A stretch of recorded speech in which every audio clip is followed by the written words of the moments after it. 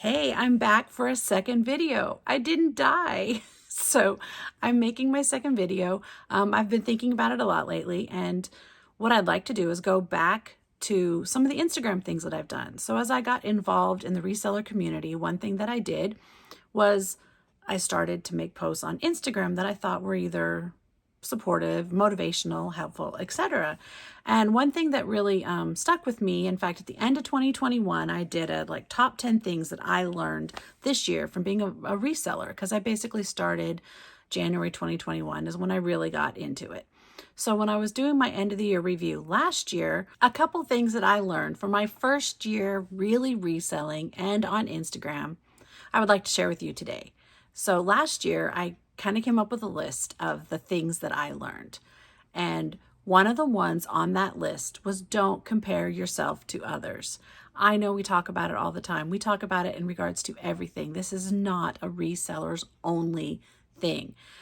We have resellers FOMO, FOMO, fear of missing out, a lot of times. And that has to do from social media, unfortunately. We love the social media. We put out the social media, we intake the social media, but at the same time, it also creates this little bit of comparing ourselves to others and fear that we're missing out. So that was one thing that I learned last year, to stop comparing myself to others. And what's a couple things that we can do to help with that? Well, I put out a post last year about what do we do if we have reseller FOMO? And the number one thing is to remember your why. Your why is different than everybody else's. So finding your why, you find, why are you doing this?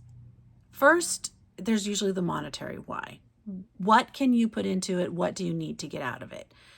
The other why is, why are you doing this job versus any other? For most of us, it's for flexibility. For myself, it's for that ability to just stop if I have to. I don't have to report to anybody else, take any time off.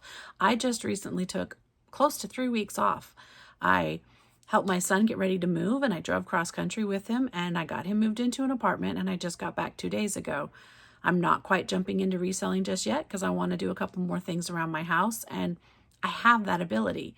That's my why.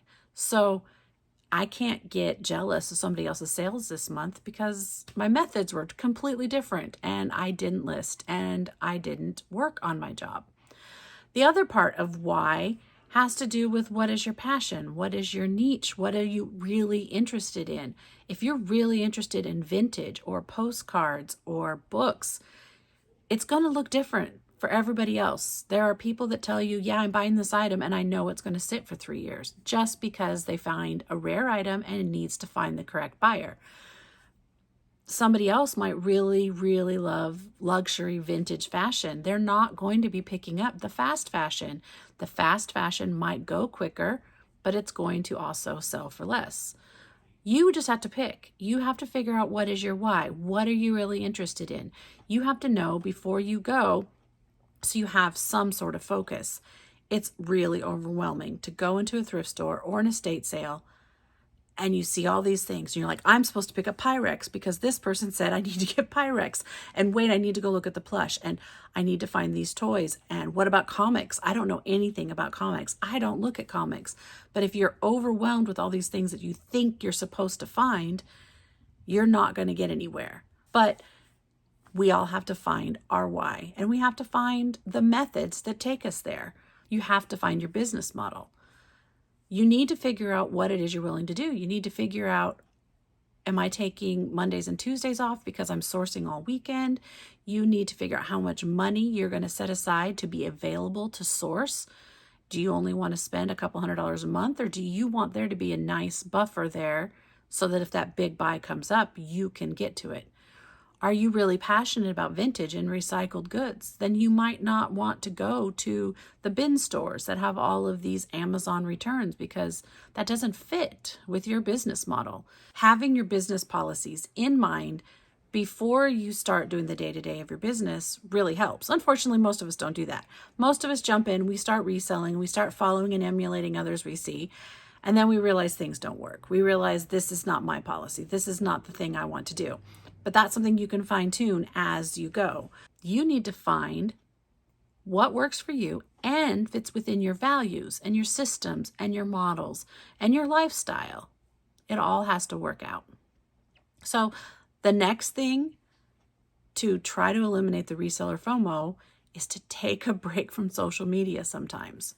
So all of us are on social media and we're telling you to take a break, but you really have to sometimes. It's okay to just scroll right past sometimes, or just, completely stay away from it.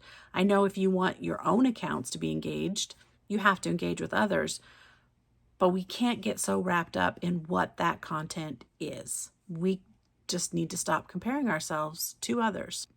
And then once you have established your own business policies and you've taken that break from social media, then you can go back and you can look at what you're doing and you can reevaluate that with more clear eyes. You can start to look at what other people are doing and you can say, that's not for me. That is not what I want to do. I have no interest in fashion, shoes, electronics. I like what this person is doing over here. I think I'm going to try that out. So once you've taken the break, you can come back in and reevaluate your own business with clear eyes. And then seeing the things on social media, hopefully you won't get FOMO, but instead you'll just get motivated or inspired or feel that you just are there to encourage others as well. It's not meant to make you feel bad. It's not meant to make you feel as if you're not as good as anybody else.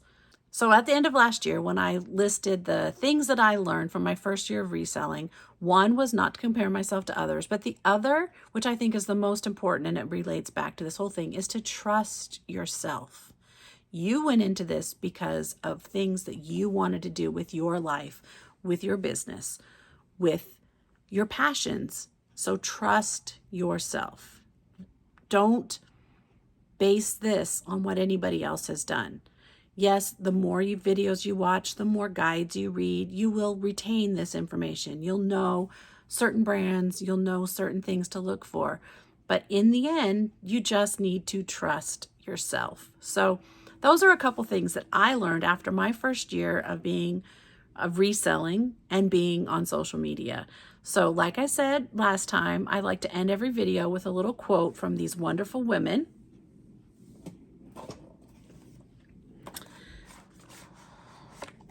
And we'll end on a quote.